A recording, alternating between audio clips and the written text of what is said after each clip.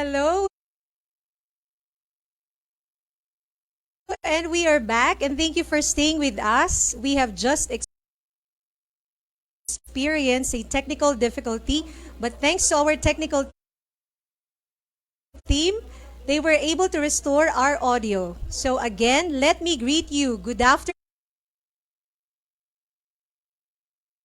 senior high school learners, and to all our Flambo movers out there. Welcome to 99.9 megahertz Flambo Radio with Facebook Live simulcast via Radyo Aralan sa Ilagan for the program Learning Today, where learning episodes will be served for all the 21st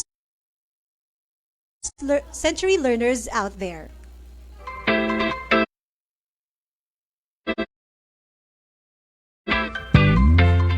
I am Miss Michelle, your radio teacher for Trends Networks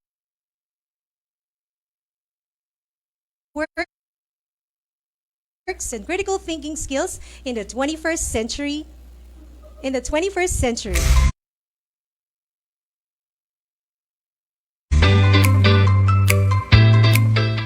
In today's lesson, our learning targets are the following. Number 1 is to explain how production and consumption habits contribute to the problem of climate change. 2 is to discuss personal contributions that can actually solve problems of climate change. And 3 is for you to make a stand on how the consequences of one's action affect the lives of others and the environment.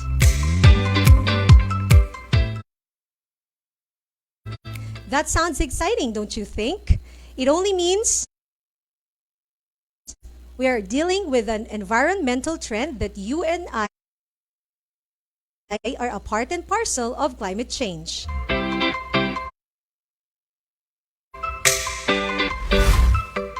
Before proceeding, it is expected that you are attuned to learning, have prepared your modules and learning activity sheet and pen and other learning materials for the entire duration of our radio broadcast instruction. All right.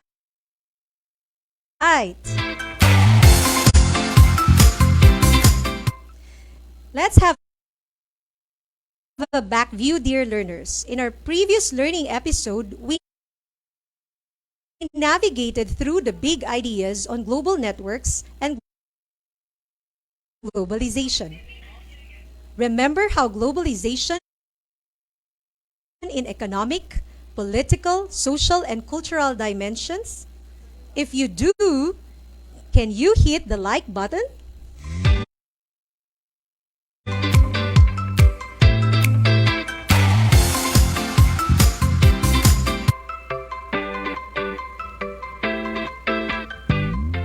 That was a good response. And yes, yet understanding the need for collaboration and cooperation in order to address the pressing issues like labor and migration and others as counter effects of globalization to establish interconnectedness among people and nations.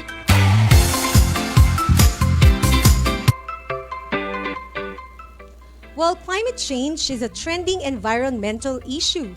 I know you're aware of that, which is also one of the counter effects of globalization. Now, let's get warmed up in doing this preparatory task. Are you ready?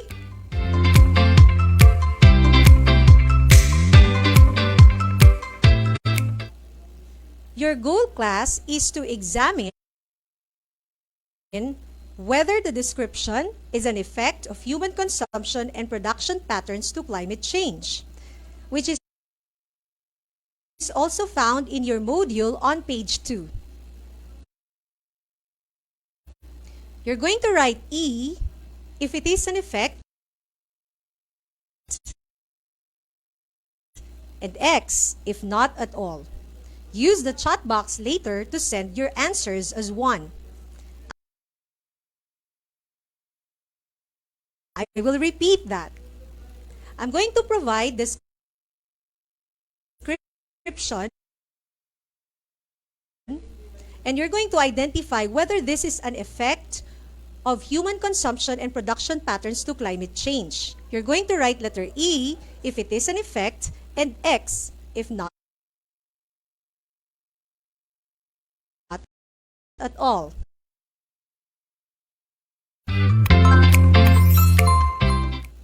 So, are you ready? I hope you are.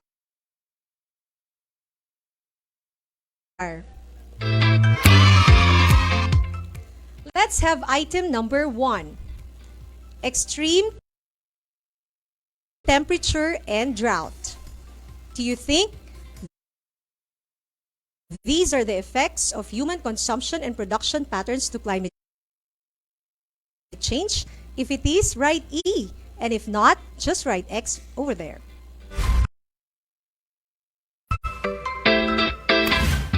Now let's proceed to item number 2. Flash floods and rising of sea levels. What do you think, class?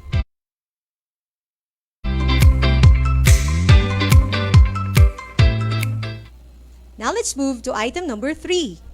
Wildfires and landslides.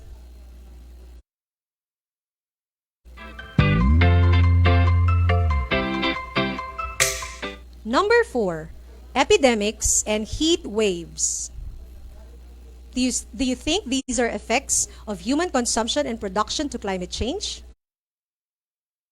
Decide now, class.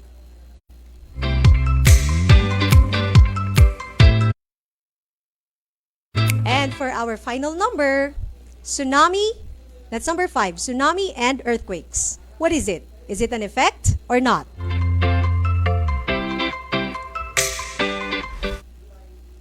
All right, finalize your answers and send them later. To help you with that, let's all have this infomercial. Stay tuned, class.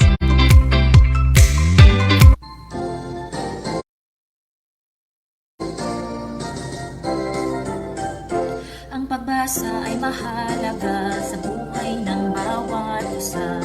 Unawain ang binabasa, buhay natin ay sisigla. O halina tayo'y magbasa, ugaliin at maging bihasa, palawakin at pagyamanin upang makamit ang mithiin. May pag-asa sa pagbasa, ang unang hakbang sa pagtamo ng karunungan, nakapagpapayaman at nakapagpapalawak ng kaalaman, nahuhubog ang kaisipan at paninindigan. Halina't magbasa! Ang pagbasa ay mahalaga sa buhay ng bawat isa. Palawakin at pagyamanin upang makamit ang bithiin. Upang makamit ang bithiin. Ito ay hatid sa inyo ng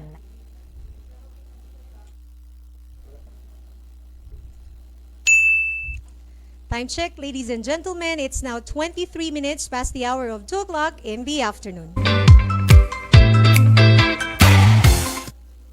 All right, back to our program, learning today in our subject, Trends, Networks, and Critical Thinking Skills in the 21st Century. So, how did you like the activity today, class? It's time to reveal the answers. Take note of this. Items 1 to 4 are effects of consumption and production patterns to climate change. Meaning, class, the extreme temperature, drought, flash floods, rising of sea levels, epidemics, heat waves, wildfires, and landslides are effects of human consumption and production patterns to climate change. That's good. While item number 5 is not at all. The tsunami and earthquakes are natural phenomenon or occurrences in the environment. So, with your answers here in our live chat, I can tell that many of you have scored fairly on that activity. I am glad we can simplify our discussions on this. Way to go, learners!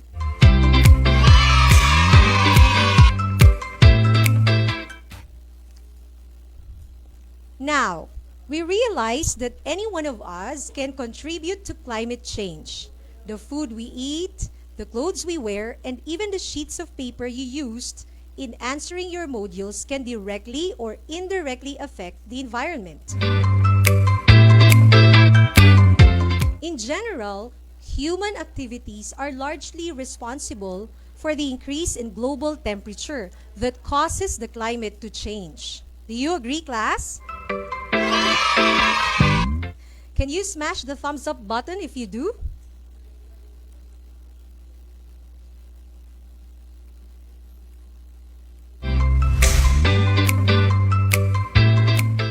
All right, thank you. Now, are we all aware that every living thing on the planet Earth is connected to one another? Do you see the interconnections of the living species in our planet, class? Yes, indeed. Planetary networks refer to the connections between living species and their environment. I'll give you one example. Trees in the forest are important as sources of food and shelter for birds and other animals.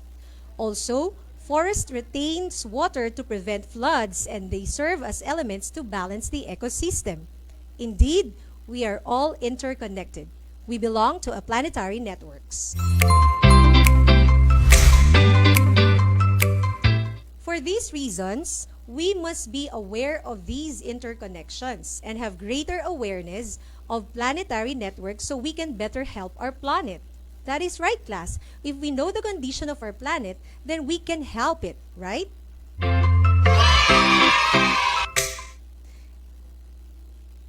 Now, let's discuss on this, class.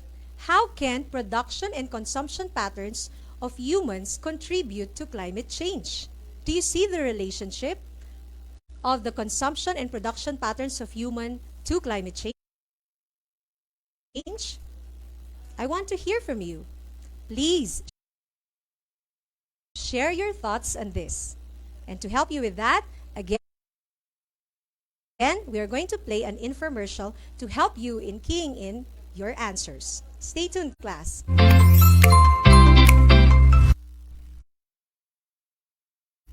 Have you finished your modules yet, Jenny?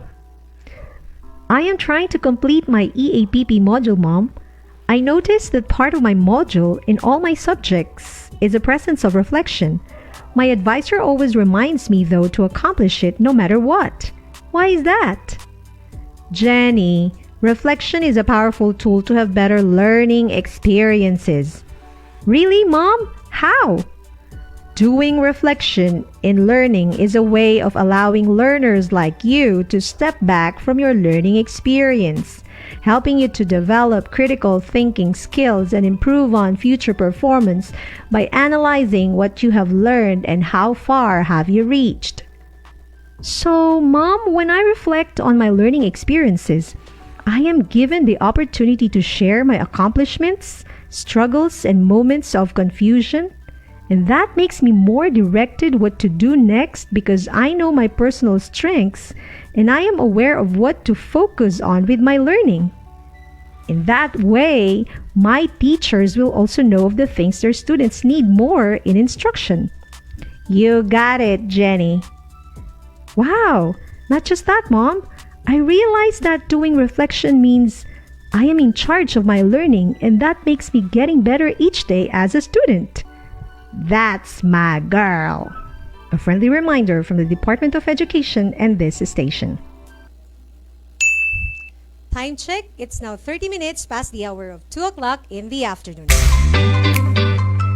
You're still with me, Miss Michelle, your radio teacher for the program Learning Today, only here at 99.9 megahertz Flambeau Radio.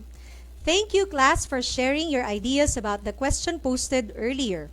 And I'm going to read one sharing from your classmate whose name is Laarni Pagulayan. She says, food system activities, including producing food, transporting it, and storing wasted food in landfills, produce greenhouse gases or greenhouse gas emissions that contribute to climate change. That was an excellent answer.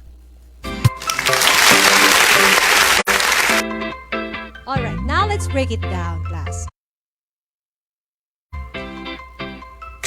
On a daily basis, we humans consume resources such as food, water, electricity, and gas for survival. I know you would agree.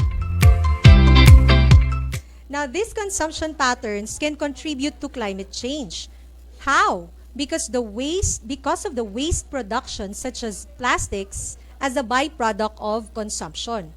In addition to this, the carbon dioxide or other gases emitted to the atmosphere of the vehicles that we use. So that is certainly right, class, because in fact, plastic pollution now is one of the most alarming environmental issues today that needs worldwide attention.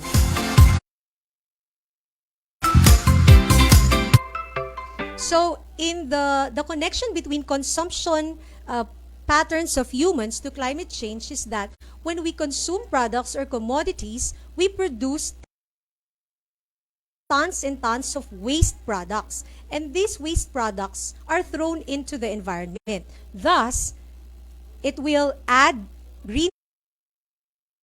greenhouse gases in the atmosphere. So you're smart over there. Now, let us see if there are still other answers from your classmates explaining about the production patterns of humans in connection to climate change. Okay, I'm browsing. All right, here we go. Now, how about the production patterns of humans, okay, in connection to climate change as a contributory factor? Production patterns, class, take note that it refers to the processes involved in the transformation of raw materials into commodities, okay, from the word produce. So, how can they contribute to climate change? You have to remember, class, that these new products are produced in great volumes through advancement in technology. The mass production of these goods, however, have led to the extensive utilization of the Earth's natural resources. Thus, the depletion of natural resources such as wood, water, minerals, and the like do massively affect the environment. It's very simple, class, right? So, in the production patterns in relation to climate change, the products or the commodities that are being produced by the factories, by the machineries, they make use of fossil fuel, right? Or the coal or the gases to produce this. And aside from that, it contributes to the depletion of our natural resources. So depletion means decreasing number of our resources, like the ones that I have mentioned, such as wood, water, minerals, and the like. In other words, class, both our production and consumption patterns greatly contribute to the greenhouse gases in the atmosphere, creating a phenomenon called global warming, which I am 100% sure that you are all aware of what global warming is, because you have already taken this up in your science subject, right? Nevertheless, just the back view, global warming is the rising of global average temperature on Earth's surface, creating major changes in the climate.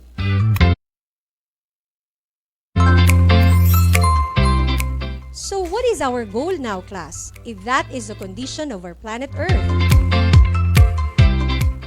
Our goal, therefore, is to take action to decrease the emissions of greenhouse gases that cause the warming of the planet. Right, right. I know you strongly agree with me.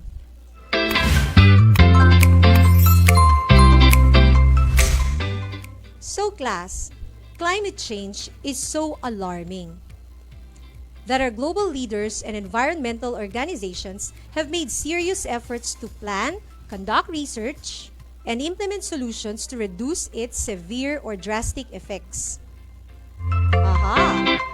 So in other other words, our government is doing something in the non-government organizations. Are you aware of the programs that they have been doing? Okay, let me share to you the following.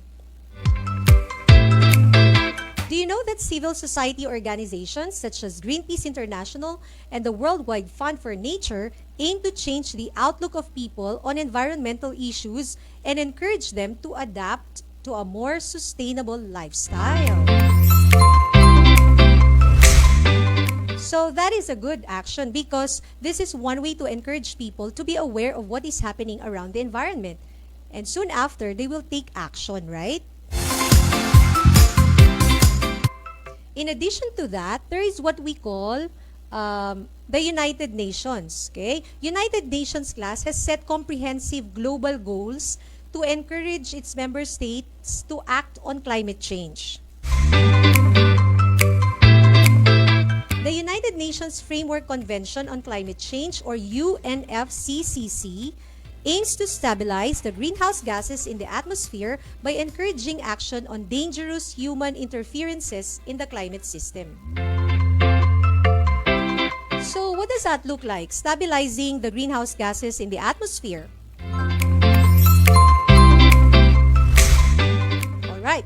Take note of the human interferences. What are these? Specifically, they pointed out the electricity consumption and the use of transport vehicles. Now, to protect the environment, the Kyoto Protocol, or it's a treaty class or it's an agreement, was created by the United Nations. What was that again? Kyoto Protocol. So, let me tell you something about this.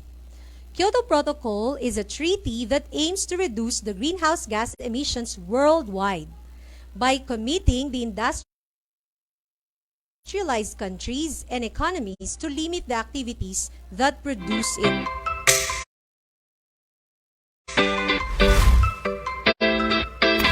For example, class, one highly industrialized country is United States, right? It produces 23% of the global carbon emission from 2000 to 2012 with a target reduction of 7%. Carbon reduction, okay? 7%. So that's a good number. The Kyoto Protocol, for your information, was created by the United Nations in 1997 and took effect in 2005 based on the principles advocated by the UNFCCC.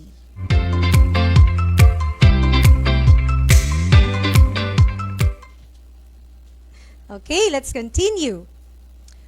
Moreover, class, aside from those actions taken by our government, there are still these so-called compliance to emission certificates. Do you know what this is?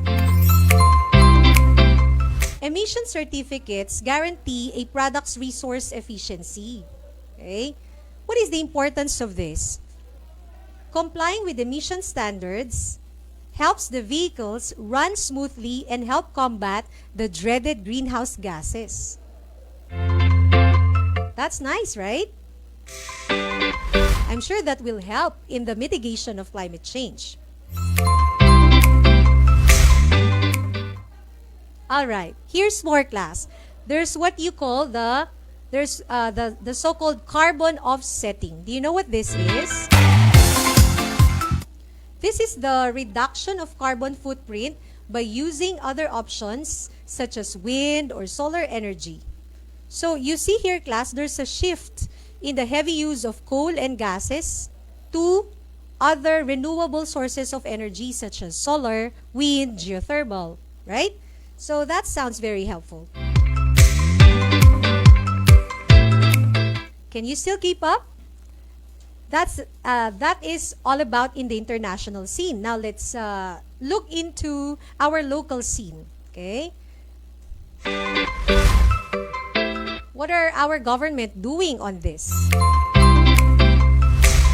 Okay. So in the local scene, class, mitigation of the effects of climate change under the Department of Environment and Natural Resources or DENR includes, you know what this is, Solid Waste Management Program or SWMP. This program is aligned with the objectives of the National Ecology Center of the Philippines.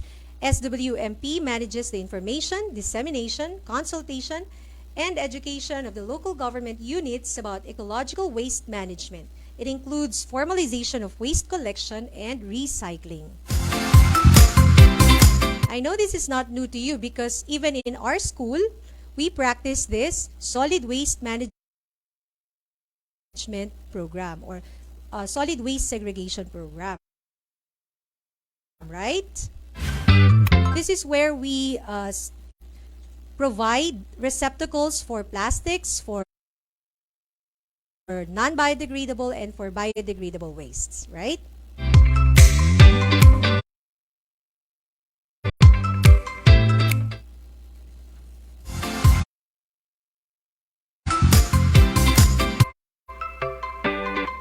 Wait, class, there's more.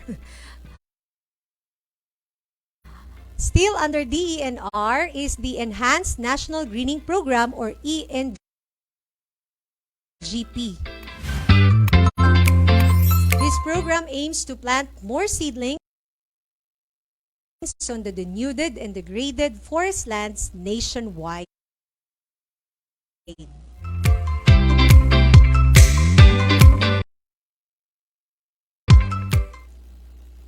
There's more. There is the Enhanced Biodiversity Conservation or EBC. This program's priority is to restore and rehabilitate biodiversity in the country's ecosystem. For example, the act of illegal logging and hunting wild animals are strictly prohibited.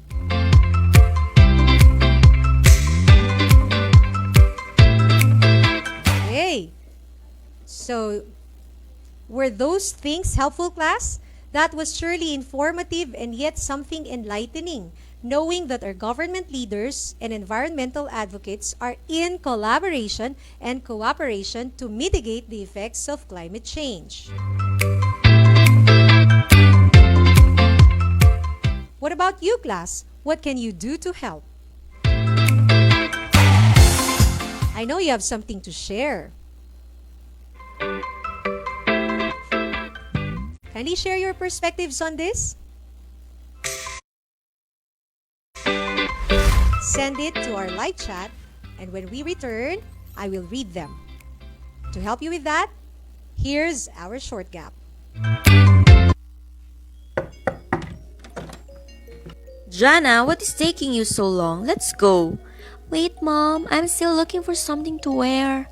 What? Didn't you prepare your clothes yesterday? Yeah, but I don't feel like wearing this today. I have tried on many clothes, but I just can't find a piece that I'm comfortable wearing. And Mom, I also want something that is Instagrammable, you know. You know, Jana, in choosing the garment to wear, you have to consider your body shape, your height, and even the shape of your face. Really? Yes, there are different body shapes, right?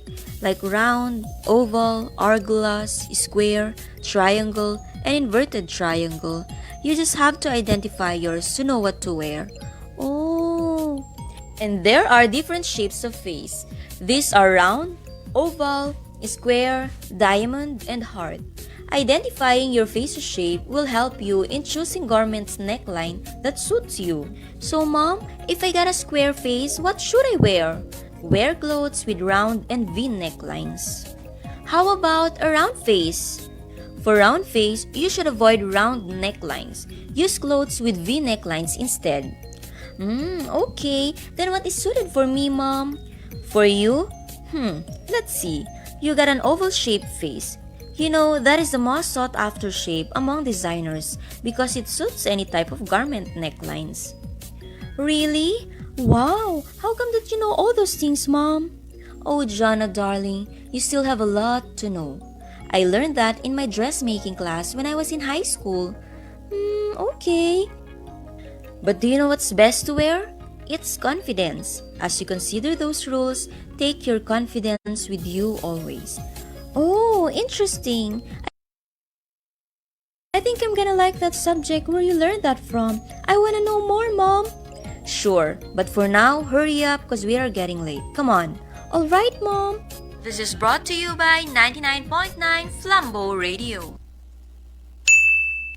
Time check, dear learners. It's now 46 minutes past the hour of 2 o'clock in the afternoon. Okay, so answers have already come in. Regarding the question, what can you do to help your environment? I'm so delighted to read your answers, class. And I know there's an influx of answers here, but let me just read some of them. From Sambu Roberto, he says, "For me, to become simple and humble is the easiest thing to help our planet, for we consume less and be mindful of our pattern. For example, instead of riding a vehicle to buy, you can just walk because it's not far away, or you can use the bike if you have one." Okay, if you have a bike, to lessen the carbon emissions on the planet and help mitigate climate change. Well done. Okay, so let's have another one. From Fredeline de Los Santos, "As a student, I should be responsible enough to clean, self-discipline, and have a respect to our environment so that we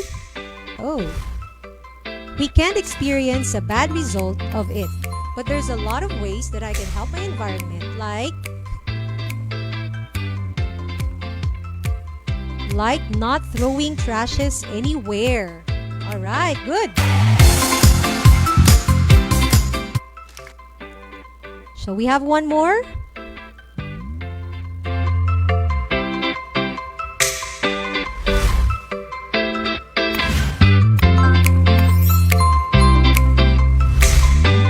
Okay, from Richard Longcop. Ooh. Okay. As a student, we have so many ways to do, like doing the 4R. 4 R's, the reuse, reduce, recycle, and refuse. And the most important thing is to discipline ourselves. Plant more trees to revive our mother nature. Don't destroy our natural resources. Good job!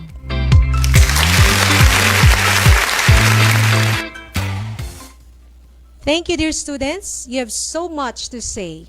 Okay, but let's just have a rundown on what are the practical steps or things that we can do in order to contribute to the mitigation of climate change.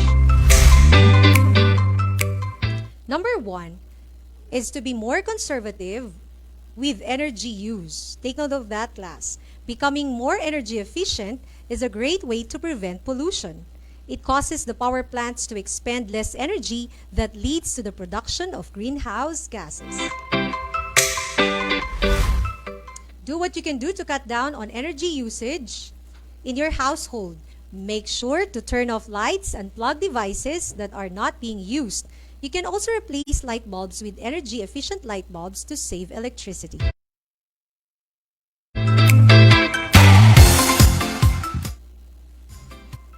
Besides that, we can participate to the so-called Earth Hour as an annual activity every March of the year, where for an hour, we are synchronized with the world in putting off lights to raise awareness in energy consumption. Right! That's a smart thing to do. Second, class, is invest in recycling. It is cost-effective and eco-friendly process that eliminates waste. I don't need to elaborate on that. You know what recycling is.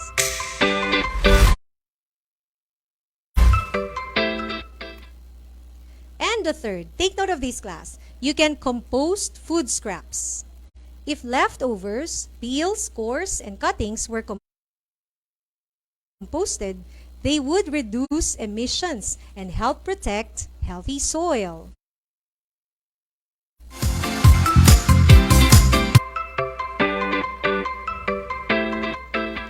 Fourth, avoid plastic everywhere or avoid plastic wherever you can. We know that there are many municipalities and cities who are or which are already implementing no plastic, right? But maybe we just look into the sustainability of the program. And you haven't started it, why not do it? Let's give it a try, class, right? Because take note that every plastic is produced from fossil fuels, and in every single phase of its life cycle, plastic emits greenhouse gases. Finally, class, be informed and support organizations and help those who will fight against climate change get into office.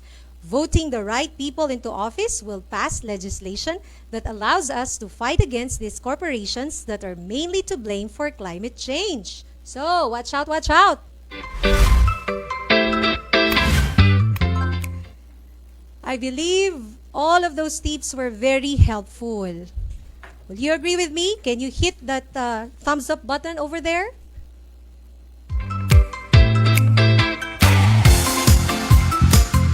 Alright, thank you for that response, class.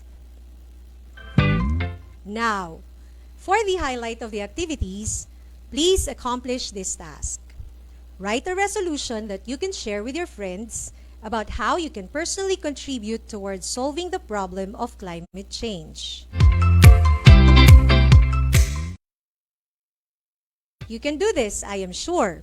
Again, you're going to write a resolution or an essay where you can share it with your friends and perhaps to the community. We can post it via Facebook, right? How you can personally contribute towards solving the problem of climate change. Send your performance output to our classwork via Google Classroom until Monday next week. I am excited to read your views on this. Don't forget to accomplish the reflection in your module. Were those understandable, class? Please hit the like button if you did.